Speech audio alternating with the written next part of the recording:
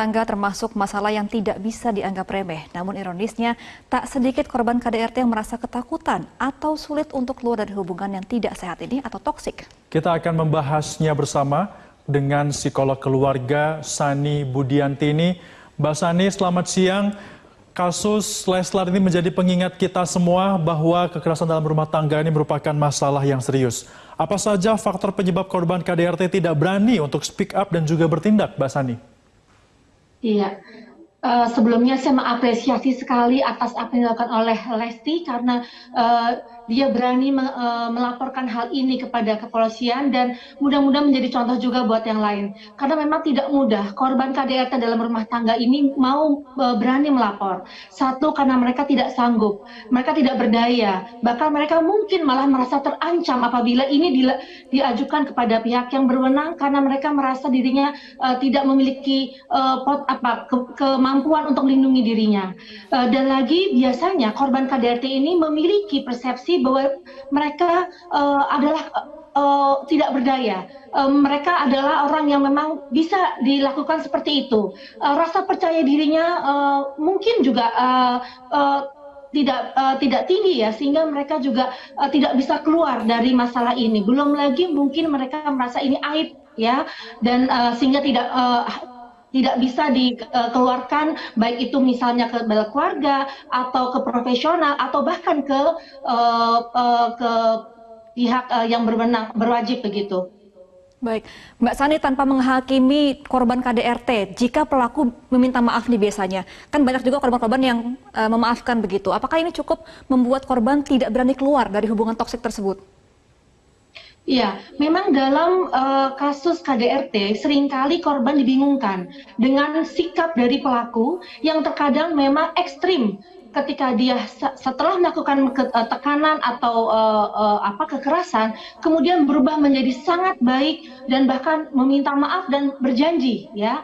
Padahal ini yang kita sebut dengan fase honeymoon atau fase bulan madu yang sebenarnya belum tentu itu terjadi janji-janjinya dan bahkan melakukan kembali kekerasan berikutnya. Dan ini yang akhirnya membuat korban tidak bisa keluar dari siklus KDRT tersebut.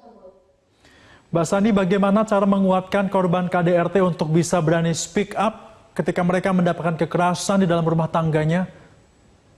Iya, yang pertama, pasangan berhak bahagia dalam rumah tangga. Pengorbanan dalam rumah tangga bukan berarti siap untuk menjadi korban kekerasan. Itu hal yang berbeda. Seringkali persepsi para korban itu adalah suatu perjuangan atau pengorbanan tanpa dia mau keluar dari siklusnya. Yang kedua adalah kita sebagai pasangan berhak untuk menyatakan keberatan atas apa yang kita derita. Baik itu keberatan, kekesalan, kekecewaan, kemarahan, tanpa harus takut atau ragu untuk kemudian pelaku itu meninggalkannya.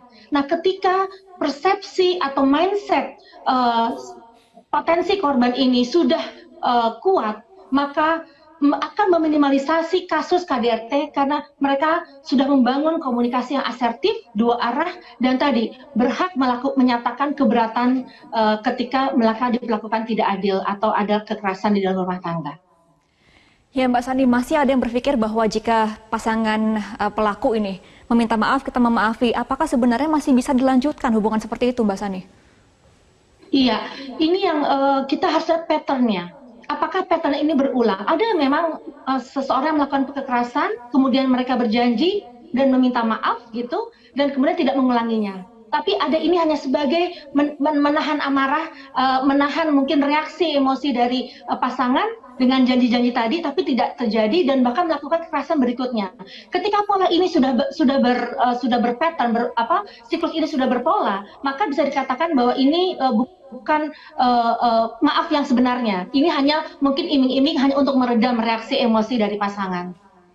Ya, Mbak Sani, bagi pelaku KDRT yang sudah pernah melakukan KDRT, kemudian dia berkomitmen mungkin untuk tidak melakukan KDRT lagi. Apakah peluang untuk yang bersangkutan bisa melakukan KDRT ini masih ada? Tanda-tandanya seperti apa? Iya, tentunya tidak ada orang yang tidak bisa berubah ketika dia mau berkomitmen. Yang pertama adalah memang harus berjanji pada dirinya, berkomitmen untuk merubah perilaku.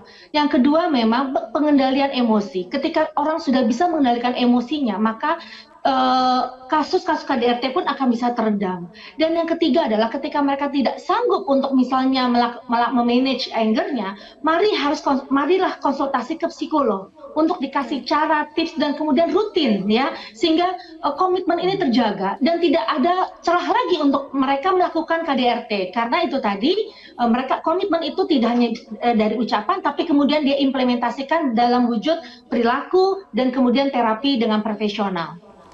Oke Mbak Sani, untuk awareness bagi orang sekitar, jika kita mengetahui teman kita atau mungkin saudara kita menjadi korban KDRT, apa yang harus dilakukan Mbak Sani?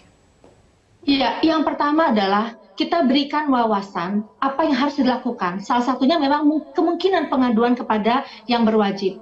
Kemudian yang kedua, mungkin kita berikan juga alamat atau profesional yang bisa menangani kasus ini begitu. Karena yang pertama, korban KDRT itu pasti akan mengalami dampak psikis yang luar biasa.